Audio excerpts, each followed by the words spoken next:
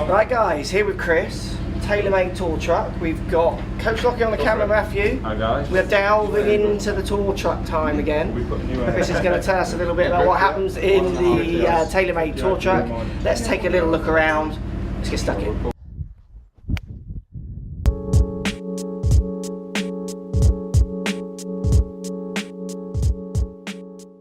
Right, Chris, TaylorMade tour truck. Indeed. Day-to-day operations. Tell me what happens in a truck like this. Yeah, busy time for us, obviously. We're here Monday to Wednesday.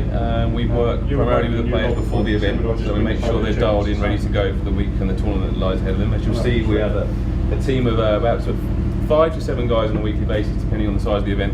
And that team will consist of tour representatives that work with the players on a one-to-one basis on the driving range, dialing in their clubs, making small adjustments. It's a real team effort that these guys then come back from the range and work with the tour technicians. Those guys go about building the clubs for those players. And we can see anything from sets of irons being built, metal woods, putters. We do it all on the truck here. This really is a kind of a mobile home for a workshop. Absolutely. So, yeah. Okay, so when you talk about helping dial in their clubs, because obviously your clubs are famous for the adjustability, how much do you guys get involved with changing settings, and maybe do the players change them from month to month, or are they set for a year, or how does that work? Very much so. I mean, it can change event to event. We can see big differences from last week at the Dunhill Links, where players are looking for a slightly different type of ball flight in the wind. So this week in Portugal, this week is very much what they like to call a bomber's golf course. It's to get it out there as long as possible. So we'll see changes, and these guys are looking for very small gains, and that's why our products is so great. And the innovations that we bring to market are great in these situations.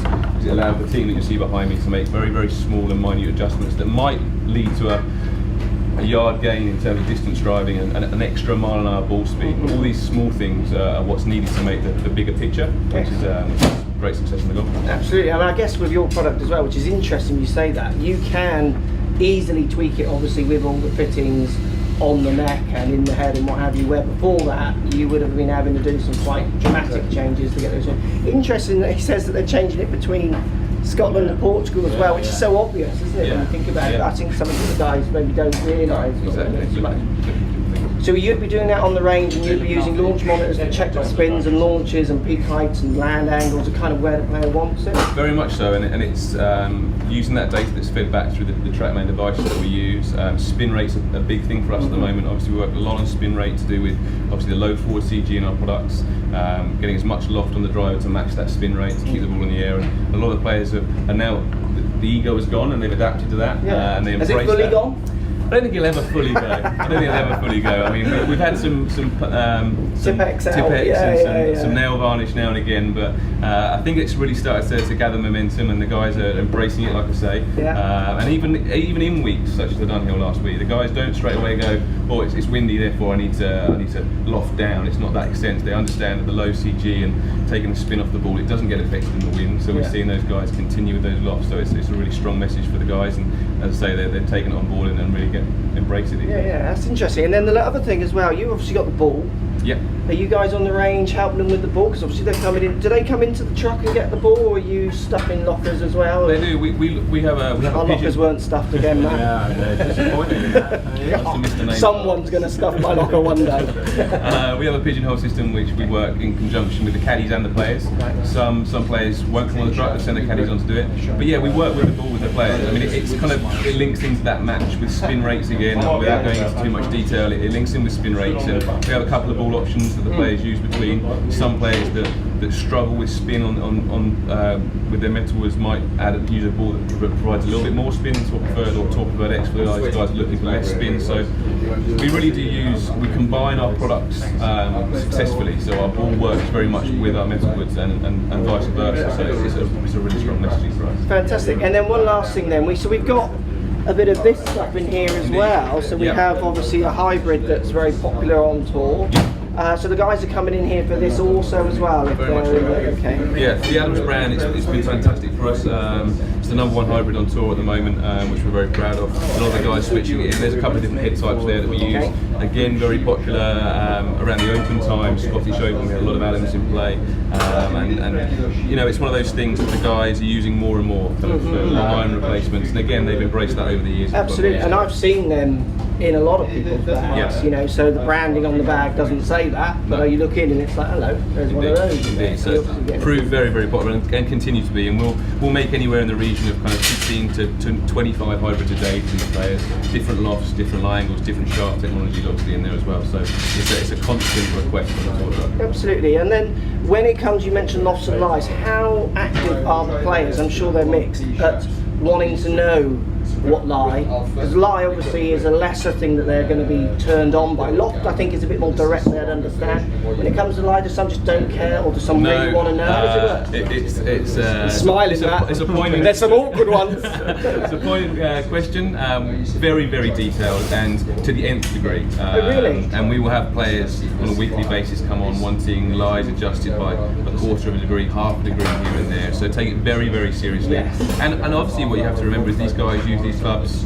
a lot, huge amounts. Yeah. Therefore, lofts and lies can be altered in a forged iron. So we're making adjustments all the time, making sure they're dialed in, like I say.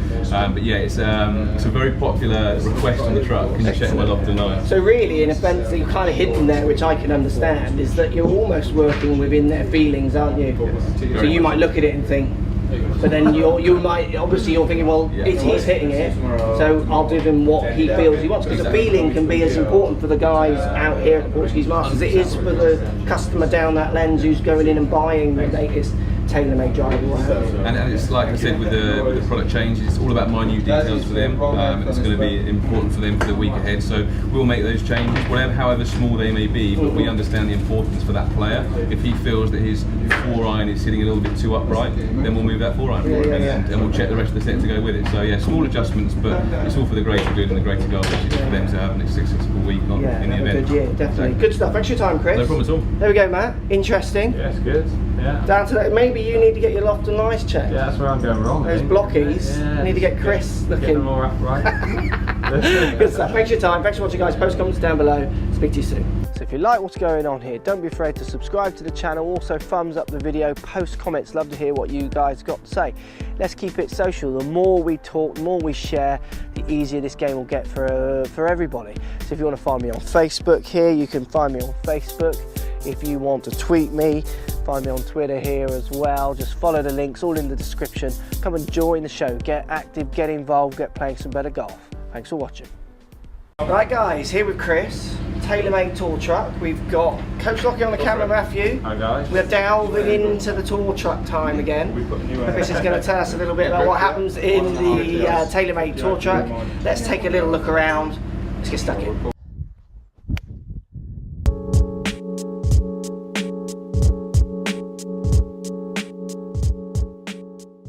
Right, Chris, TaylorMade tour truck. Indeed. Day-to-day operations. Tell me what happens in a truck like this. Yeah, busy time for us, obviously. We're here Monday to Wednesday. We work primarily with the players before the event, so we make sure they're dialed in, ready to go for the week and the tournament that lies ahead of them. As you'll see, we have a team of about 5 to 7 guys on a weekly basis, depending on the size of the event. And that team will consist of tour representatives that work with the players on a one-to-one basis on the driving range, dialing in their clubs, making small adjustments. It's a real team effort that these guys then come back from the range and work with the tour technicians. Those guys go about building the clubs for those players. And we can see anything from sets of irons being built, metal woods, putters, we do it all on the truck here. This really is a kind of a mobile home.